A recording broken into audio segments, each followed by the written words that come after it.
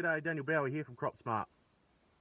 I've just had a few farmers give me a call over the last couple of weeks, just trying to decide whether they should be using a smart Paraquat or a glyphosate product like a loaded 517 to desiccate their pulse crops this year.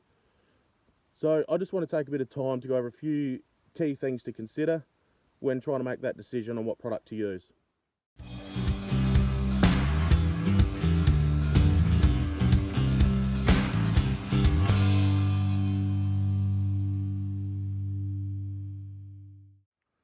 Okay, so the first thing that we're going to think about Is if we're going to use a glyphosate product, we need to keep in mind that we can't retain any seed from those crops for sowing the following year.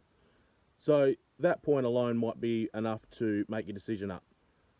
However, if retaining seed isn't an issue, then the first thing that I'm going to look at is I'm going to have a look at what grass weeds we have in the paddock and what stages that those grasses are.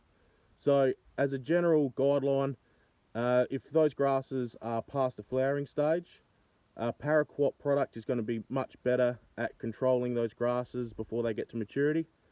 A glyphosate product is going to be quite slow in killing those grasses and won't be effective before they come to maturity for good seed control. Now, one circumstance when you may want to use glyphosate is if you've got larger broadleaf weeds that you want to control in your paddock.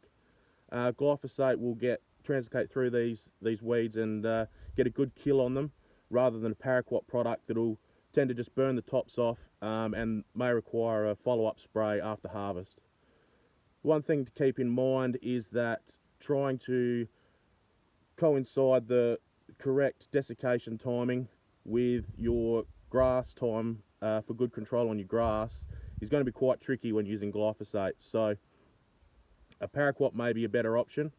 If you're going into a pasture for crop topping and the crop timing isn't an issue, then it may be more helpful for you if you do have those harder to kill broadleaf weeds. One thing just to keep in mind is always follow the label rates and with harvest withholding periods, just to make sure that you comply with the maximum residue limits at harvest. Hope this has been helpful, and if you have any other questions, don't hesitate to give me a call or give your local Crop Smart store a call.